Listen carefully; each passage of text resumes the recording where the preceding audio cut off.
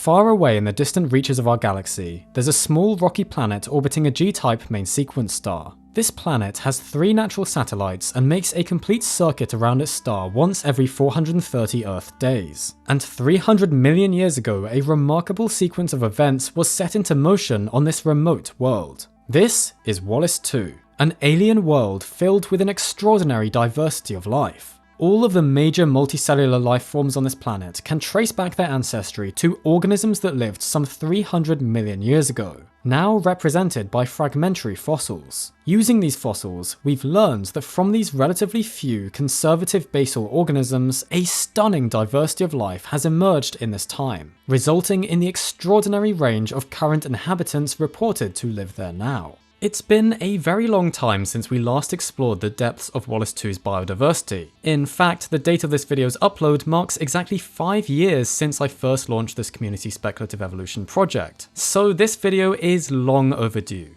But here we are finally, looking at the speculative aliens of Wallace 2 once again. In the time since I last made a video on Wallace 2, there's still been a lot of activity based around this world, and I just wanted to say a huge thank you to everyone who has still been creating art of the Wallacean organisms, and especially to everyone who was involved in creating the Wallace 2 wiki. I had nothing to do with making that, so when I discovered it, I was absolutely blown away and rather humbled by the love that people clearly have for this project. And I've had a lot of fun browsing this wiki and exploring all the incredibly detailed entries there. I think some of you genuinely know more about Wallace 2 than I do at this point, which is fantastic, and that's what I wanted from the beginning, to have an engaged community of people who share my passion for speculative evolution. So it's been absolutely wonderful to see. Now, let's dive back into the community entries for how these alien organisms have evolved across 300 million years, as we explore the last major lineages of life on this planet, the Polyspeculates. The Polyspeculates are classified as one major branch of Wallacean life, since these organisms are ancestrally all radially symmetrical, while the Dispeculates are bilaterally symmetrical. This means that the polyspeculate body plan can be mirrored along many different planes which all intersect at a single point in the middle.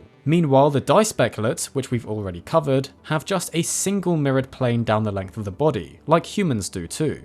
Starting with the most basally branching group included within this major division of life, we have the Marine Polyspeculates. These organisms are incredibly diverse and include numerous smaller subdivisions, so Marine Polyspeculates has just become a bit of a catch-all term for them. The marine polyspeculates plus the terrestrial polyspeculates together are classed as the thalassophorids according to the BPP classification scheme, as can be seen on the Wallace 2 wiki. The terrestrial polyspeculates themselves also evolved from an ancestrally marine lineage. 300 million years ago, the marine polyspeculates had already diverged into a few quite disparate lineages. These included a few mobile forms, such as soft-bodied planktonic filter-feeding creatures such as the ancient genus Laxaculmus. A few members of a grouping called the Ostracophytes, according to the BPP scheme, were also mobile.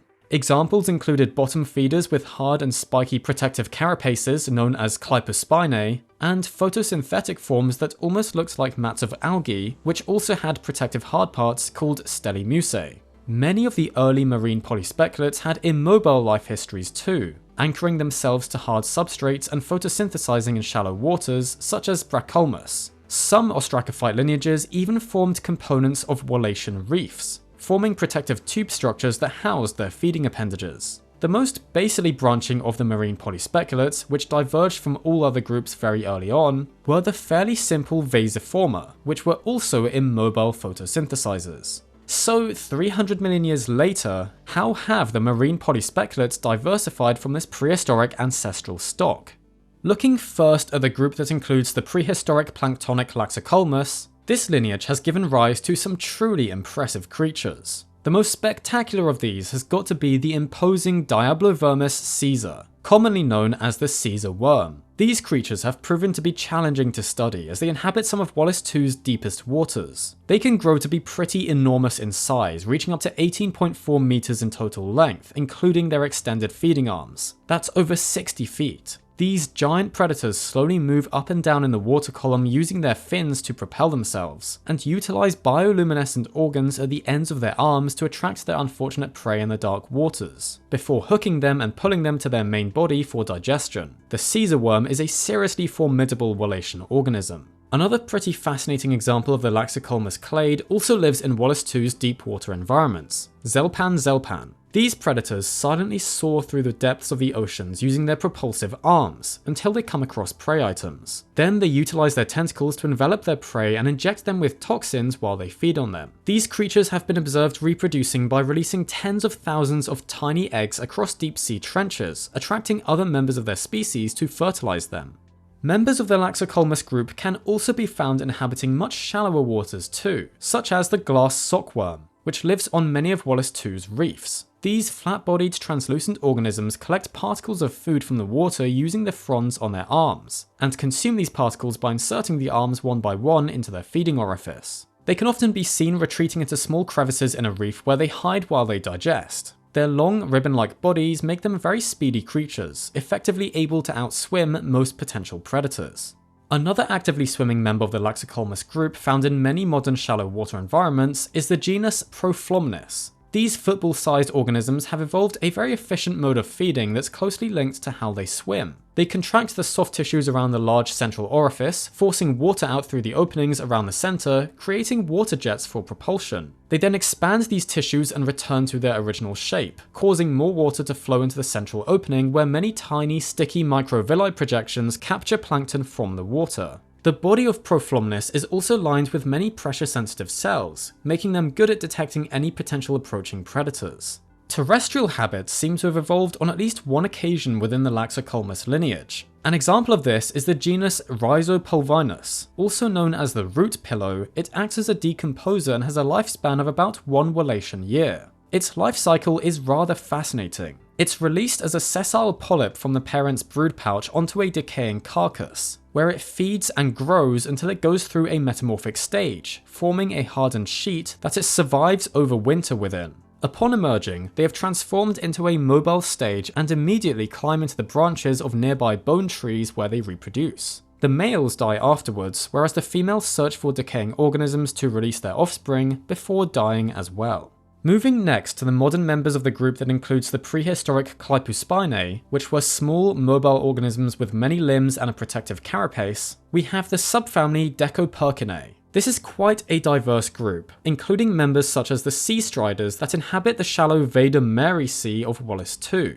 The juveniles and males of this species stand about 5 feet tall and walk along the seafloor, scavenging on detritus using their claws. The females, however, grow to become absolutely enormous, standing about 40 feet tall and having a carapace diameter reaching 20 feet. Standing above the waves during the day, they then crouch beneath the surface at night, almost looking like massive spiky rocks. Dead sea strider exoskeletons have been observed to often become colonized by xenocorals and other marine polyspeculates, providing a hard substrate for them to anchor to. Other members of the group include the abyssal strider, a lineage that evolved to inhabit the deep water zones of the oceans and generally grow to larger sizes, the sand-trapped crabs which inhabit shoreline sands and are ambush predators, as well as the rancid crabs, inhabitants of riverbanks and swamps on the continent of Media Insula, where they feed on the roots of terrestrial polyspeculates.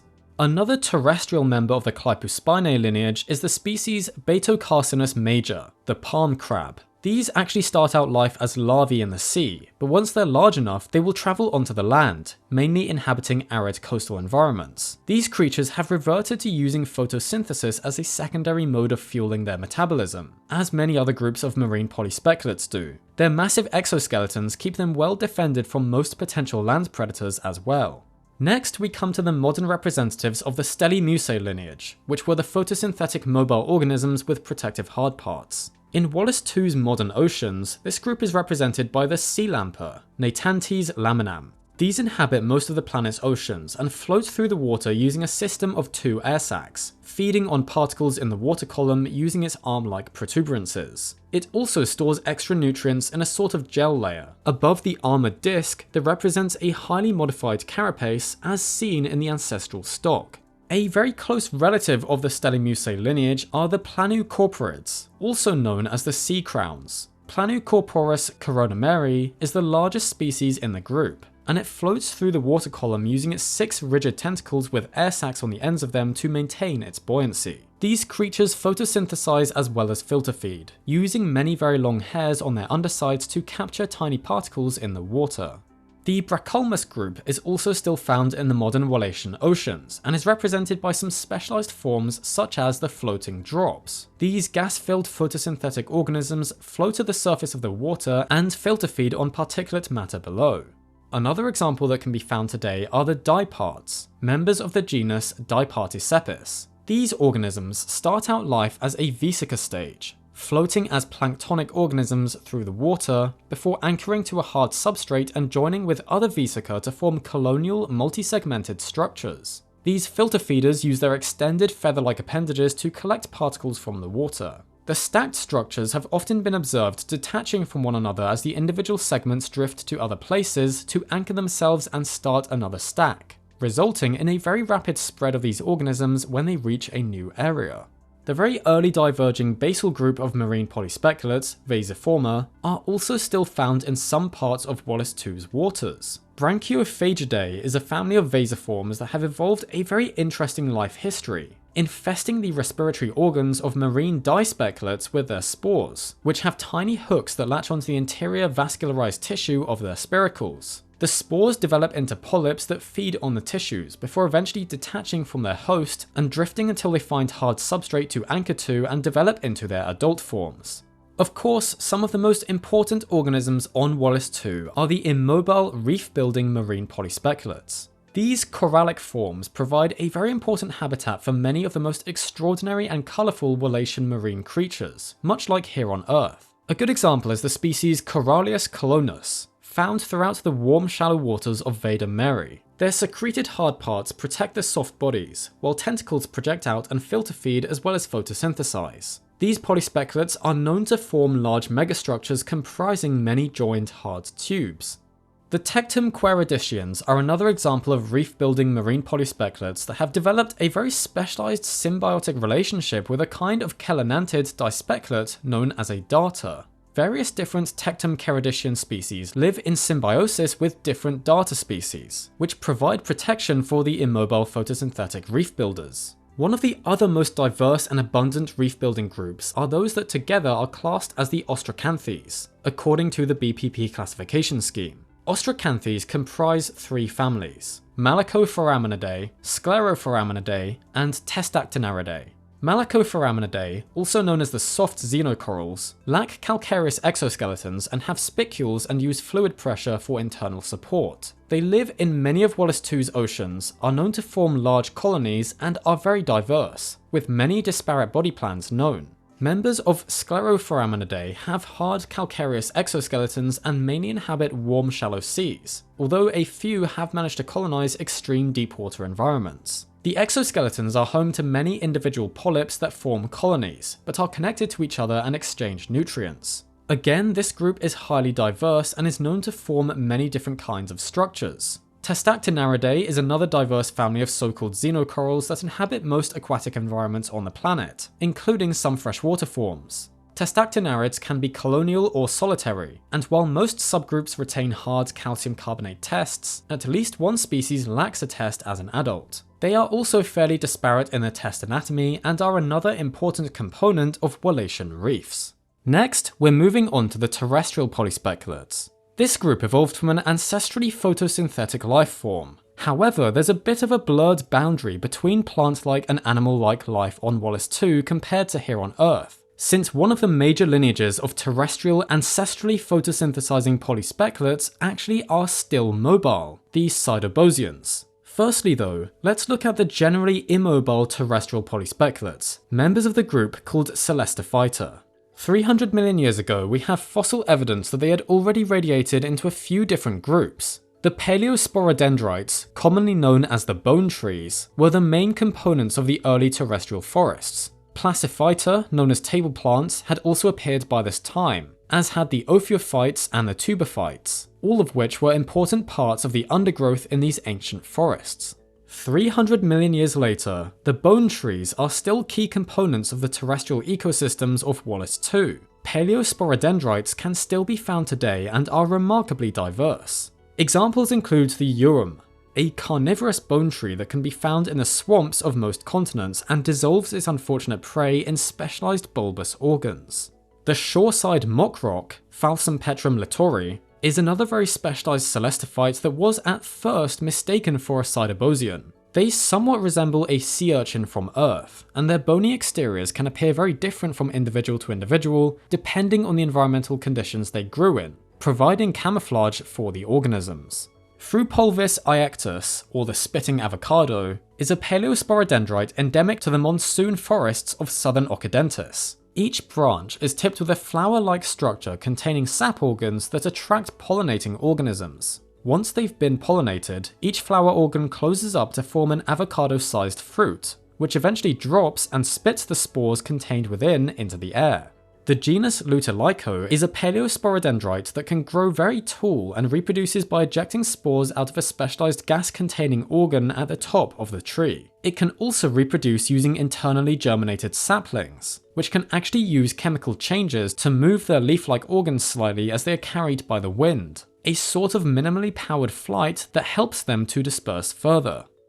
The granophytes represent a basal divergence from the paleosporodendrites that happened many millions of years ago. As these bony plant-like organisms use seed-based reproduction, they contain a number of diverse groups. The osteodendrales are a lineage of granophytes that includes groups such as Xerocherenophytaceae, waxy organisms with many species generally suited to more arid environments. This is a diverse grouping, including species with fronds that have fused to create a roof-like structure, species with very narrow folded fronds, species suited to colonizing after forest fires occur, and parasitic species that take water and minerals from the root systems of other celestiphytes. Members of Xerocherenophytaceae are often parasitized themselves by a kind of Sidobosian called Seraphron viscum. They begin life mobile but eventually anchor themselves to these other organisms.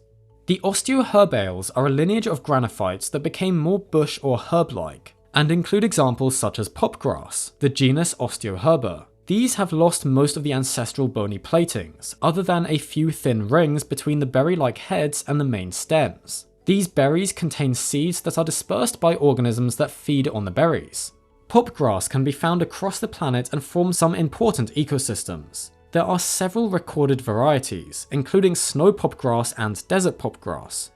Heterodermata is another major group of granophytes which use other compounds and minerals to make their rigid hard parts instead of calcium phosphate. This includes the group Silicodermata, which have silicatic exoskeletons. Several varieties exist, such as the huge Lithoeremita titanica, which inhabits arid regions and builds its exoskeleton primarily with jadeite, though this can vary depending on nearby mineral availability. Other species include the cold-adapted Cruophylla borealis, primarily constructing its exoskeleton using amethyst varieties of quartz, and Barbavitria fulgifolia, which uses pure quartz and even utilizes the piezoelectric property of quartz as a defense mechanism, as the crystalline leaves accumulate an electric charge.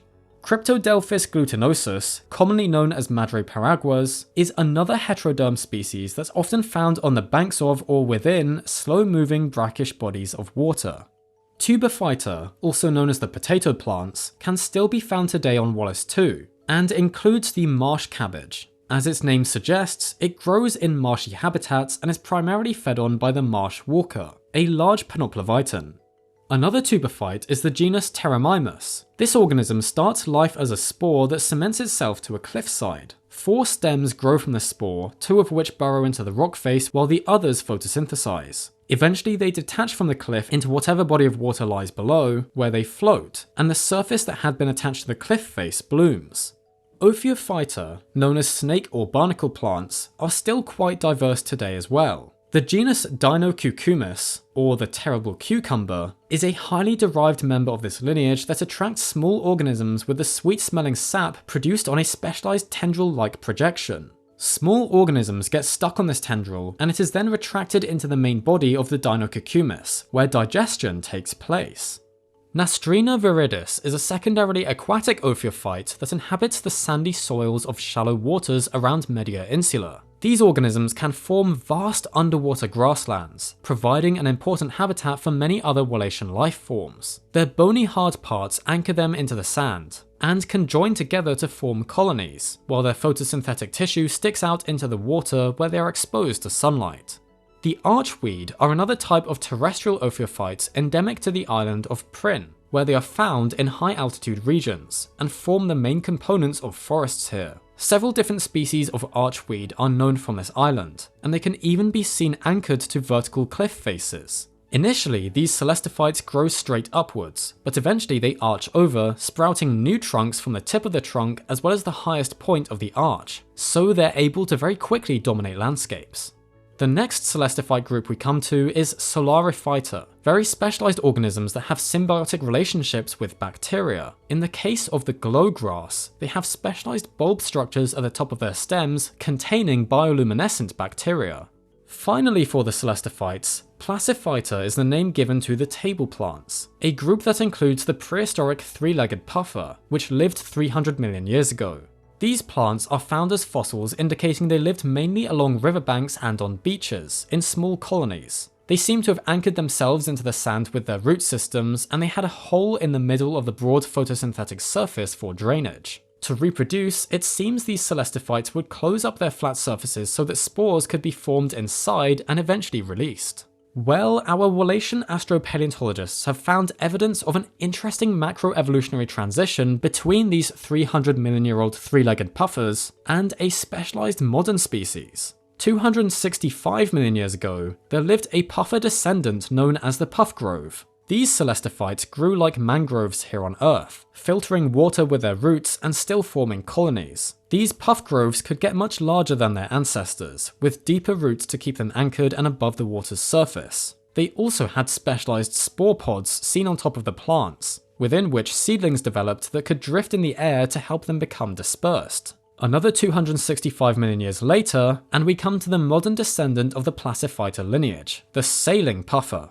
These are made up of colonies of the organisms, and float with the aid of gas-filled roots, photosynthesizing as they travel the waves. Some of the individual organisms within the colony are specialized to grow mainly roots, while others will grow new leaf organs, and all individual organisms share nutrients between them. The sailing puffers are an extraordinary sight to see out on the Wallacean seas, and can also act like rafts for other organisms on occasion, likely having been responsible for the dispersal of some lineages from one continent to another in the past. Now we come to one of the most fascinating groups of organisms that can be found on this planet, the mobile photosynthetic Sidobosians, also known as the sun grazers, which are able to move about using limb-like organs.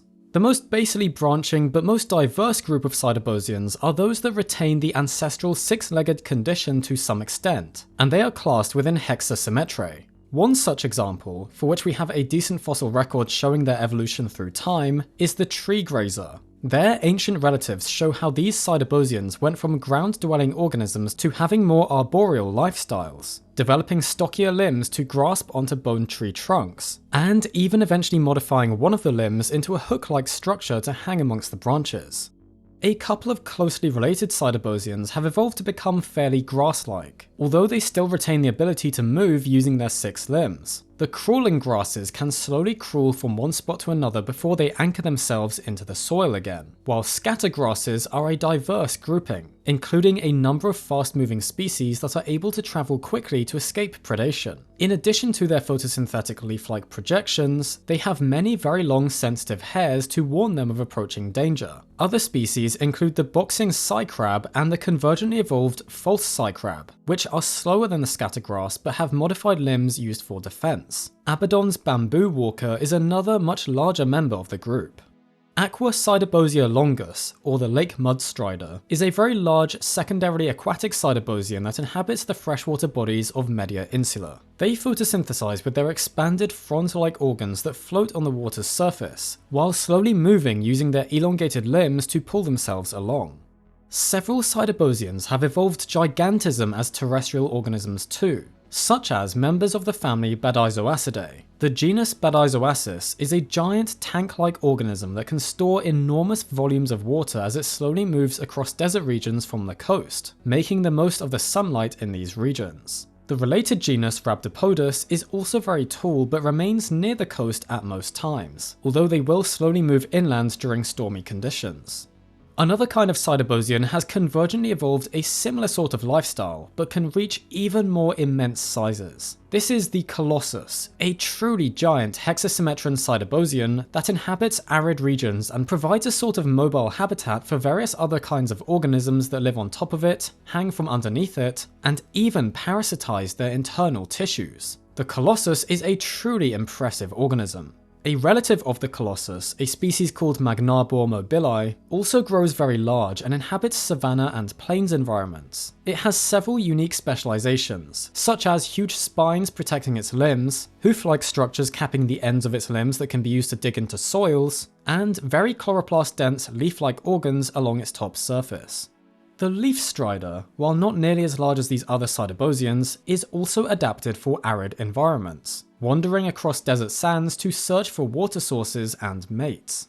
Another fascinating family of Sidobosians is Rotolitidae, commonly known as the Rolling Stones. The Rotolitids appear to have split off quite early on in the evolution of Sidobosia as a whole, and actually have exoskeletons to protect their vulnerable soft photosynthetic tissues. Amazingly, to help keep them protected from anything that might eat them, various different species have ended up with exoskeletons that mimic certain rock types, allowing them to blend in with their environments. They are also able to roll themselves to other locations or away from potential predators using their rotopods, segmented curled appendages. When their light sensors detect suitable conditions, their exoskeletons will open up, exposing their photosynthetic tissues to the sun.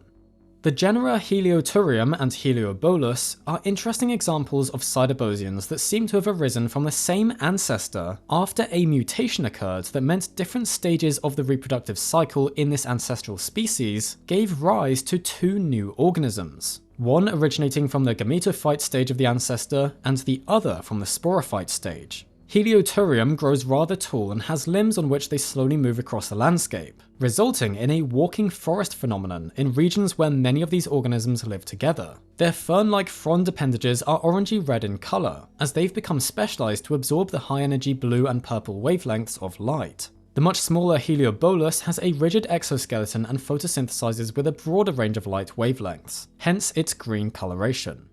A very specialised kind of Sidobosian has even evolved a eusocial lifestyle, Folioformicae, known as the leaf ants. These organisms build colonial nest structures to inhabit, which contain 4 different kinds of leaf ants. First, there are the grazers, mostly immobile beings with several leaf-like photosynthetic organs that provide the rest of the colony with sugars. Next, there are the workers, which forage nearby to supply the grazers with water and minerals. Then there are the warriors, which ward off predators or rival colonies. And finally the queens and kings, the only types that sexually reproduce. Queens will remain with the same nest for their entire lives, while the males leave for other Folioformican colonies, facilitating gene transfer between populations.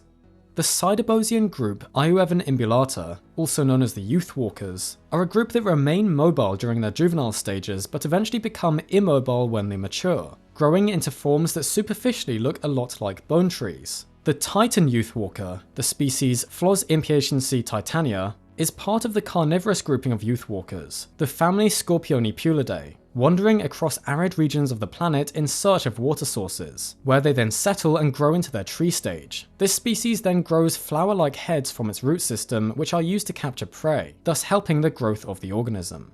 Another kind of youth walker is the absolutely enormous Arboribius giganteum, a species that can be found at salt lakes, near hot springs, and in volcanic regions, specifically in the southwestern regions of Media Insula. As juveniles, they are initially dispersed by wind, before becoming walking mobile organisms that settle down and develop root systems. They thrive on dry, hot, and basic soils, and actually store minerals and salts in their trunk tissues, literally becoming petrified. Some of the oldest known examples of Arboribius giganteum might be as much as 1,000 Wallacian years old. The hexadonopods include several different species, all of which inhabit the trunks of bone trees. Hexadonopoda frondis and Hexadonopoda hoploni are both very small Sidobosians that graze up and down the bony trunks, with Hexadonopoda frondis also photosynthesizing. Hexadonopoda arachni is a very derived member of the group, with wider feeding tubes and a more developed digestive system that feeds by externally digesting small dispeculates and Sidobosians before consuming their liquefied remains. These very small, agile Sidobosians will prey on the other members of the Hexadonopoda genus.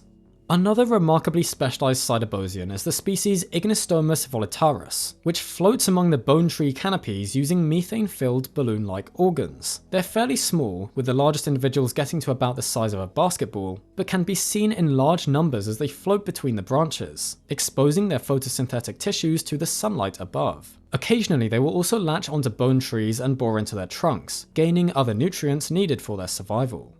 Another secondarily aquatic species of Sidobosian is the green sail, which floats along bodies of water using their modified buoyant and sail-like dorsal appendages. 4 of their limbs have become specialized fin-like organs that help to keep the organism stable, while the other 2 have hugely elongated, aiding with stability and also cultivating symbiotic microorganisms on their barbels.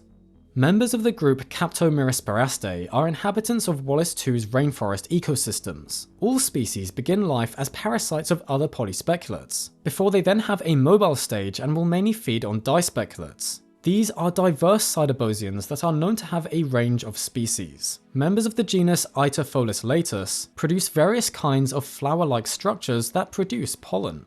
Another remarkable Sidobosian species is Volantem folium petrum, or the flying rock leaf. Their photosynthetic leaf-like organs are used to take advantage of winds, enabling them to glide across distances to avoid predators or find better locations in which to sit and photosynthesize. As well as Hexasymmetrae, the Sidobosians also include the group Tetrambulacra. Tetrambulacrans evolved from a common ancestor that reduced and lost 2 of the walking appendages, so these organisms have 4 limbs. Mycosaltata vulgaris is one such tetrambulacran that inhabits tropical environments. These creatures mostly remain immobile, but have jointed limbs that enable them to quickly hop away from predators. Another tropical inhabitant is the species Quinctioculi conciliati, or the purple-dotted floweresque. These are arboreal Sidobosians, climbing through bone trees and using the strong beak-like hard parts on their undersides to break into the bony coverings of the trees to feed.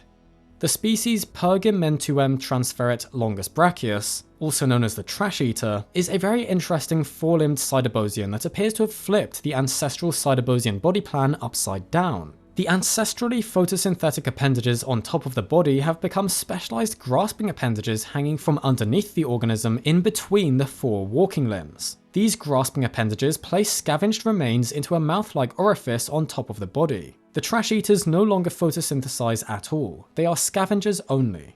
Aviphytidae is a family of tetrambulacrans that all have mantles used for flight, as they glide between bone trees and grasp onto surfaces with their 4 limbs. The subfamily Phytomedusinae are autotrophs that only photosynthesize, while the pteristomine subfamily all have retractable proboscises that are used to feed on other organisms. The species Nyctoanthum lucifera, or the night bloom, is a completely immobile Sidobosian that anchor themselves to one location and develop a root system. To reproduce, they lure a species of bioluminescent ambulospeculid, known as the glow moth, towards them with a flower-like organ that resembles the moth's. They infect these ambulospeculates with their spores, and these spores actually develop within the reproductive systems of the moths, eventually hijacking their nervous systems and killing them. The young then grow from the bodies of these unfortunate ambulospeculates. One of the most diverse groupings of tetrambulacrans is the order Insidious, more commonly known as star trees. The star trees are a highly derived group of tetrambulacrans, and all have 7 tentacle-like appendages on their top surface, in addition to a row of light-sensitive organs across the centers of their bodies that act like eyes. These Sidobosians can be found in almost every environment across the planet, and are categorized into 3 main superfamilies: the stellar arthoids, the hydrostelloids, and the stellar ventoids. The stellar arthoids are the most basal and include many terrestrial species that inhabit a number of ecosystems and have numerous specialized lifestyles, with most being predatory organisms. The hydrostelloids are an aquatic star tree lineage, and again they have diverse feeding strategies. Some, such as the whale star trees, are filter feeders, while others are active predators. Finally, the stellarventoids make use of gases contained within their bodies. Some, such as the volcanic star tree, use these gases to hunt, while several other species utilize them for flight, suspending themselves in the air with balloon-like organs. A related grouping of Sidobosians is Stomapoda, another fairly widespread and diverse group that are mostly predatory. The stomapods have large conical-shaped bodies upon which umbrella-like organs project, which have numerous functions in each species, including for olfaction and even for display. The last lineage we'll look at are the 8-limbed Sidobosians, members of the group Octoambulacra. The species Summer Solis is one such organism, an example of a secondarily aquatic Sidobosian that drifts along in water currents as planktonic organisms, photosynthesizing in the bright upper levels of the water column.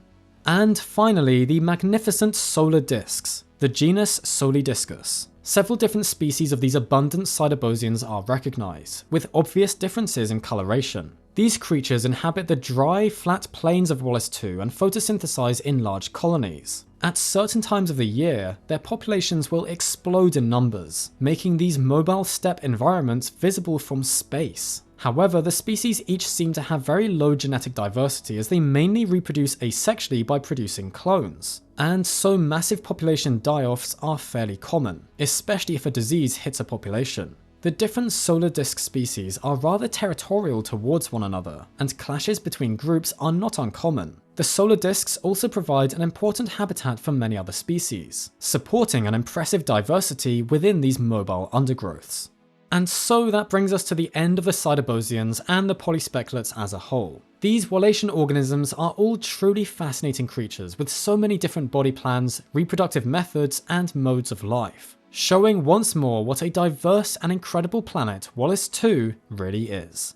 It never fails to amaze me how creative all the submissions to the Wallace II project are, and I'd like to thank you all again for being so passionate about this project, even if it took me way too long to get around to continuing the series. I hope the wait has been worth it, and I'm happy to say that this will not be the end of the Wallace II series. I'd still like to do one more video covering the remarkable group project Isla Inferno, in which several people were involved in creating a diverse island fauna located near the equator of the planet. There are some really cool designs in this project, and I think another final video dedicated to going through it would be a nice way to finish off the series, so be sure to look out for that in future. Also, I just wanted to very briefly mention that I am currently working on another community speculative evolution project similar to the concept of Wallace II, but on an even grander scale. I'm really excited about it, and hopefully it'll be ready to be announced in the next couple of months or so. I really think you're all going to love it, but that's all I'll say for now. Just quickly before we end the video, I also am very excited to say that we are now affiliates with the wonderful Atoms to Astronauts, a company that creates some truly stunning science-themed notebooks. Funnily enough, I actually already had their paleontology notebook before they reached out to us, so I can genuinely say I love these designs. Have a look at the affiliate link in the description and you'll get 10% off your purchase. They have some really cool designs such as this evolution and genetics notebook and this geology one. And there are many other designs as well. These would make the perfect Christmas present for any science lover. Anyway, thank you so much for watching. Please do like this video and subscribe to the channel if you enjoyed it, and be sure to press that bell icon so you don't miss our next upload, and so you can learn more about our world, its history, and the wonderful life that surrounds us all.